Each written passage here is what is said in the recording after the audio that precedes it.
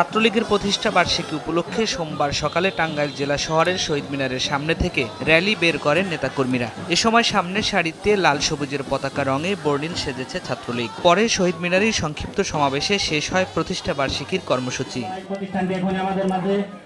ব্যতিক্রমী কর্মসূচি পালন করেছে ঝিনাইদহ জেলা ছাত্রলীগ। শহরের ব্যাপারীপাড়ায় সুবিধা বঞ্চিত শিশুদের জন্য চালু করেছে বঙ্গবন্ধু শিশু শিক্ষালয়। সেখানে সুবিধা বঞ্চিত শিশুদের হাতে তুলে দেওয়া হয় শিক্ষা উপকরণ। পিরোজপুরে প্রতিষ্ঠা বার্ষিকী উপলক্ষে শহরের সি অফিস বঙ্গবন্ধু চত্বর থেকে আনন্দ মিছিল বের করে জেলা ছাত্রলীগ। এতে লাল সবুজের পতাকা হাতে নিয়ে অংশ নেন জেলা আওয়ামী লীগের সভাপতি AKM আউয়াল। মিছিলটি বিভিন্ন সড়ক প্রদক্ষিণ করে টাউন ক্লাব স্বাধীনতা মঞ্চে আলোচনা সভায় মিলিত হয়।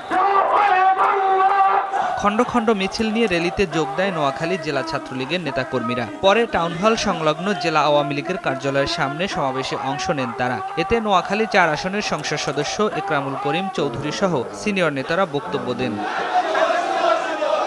এছাড়া গোপালগঞ্জ, যশোর, ভোলা, রংপুর, পঞ্চগড় সহ দেশের বিভিন্ন জেলায় ছাত্রলীগের ৭৩তম প্রতিষ্ঠা বার্ষিকী উপলক্ষে বিভিন্ন কর্মসূচি পালিত হয়।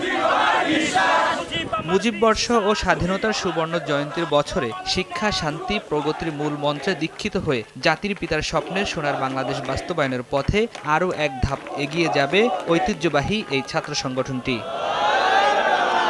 নিয়াজ মাখদুম, সময় সংবাদ।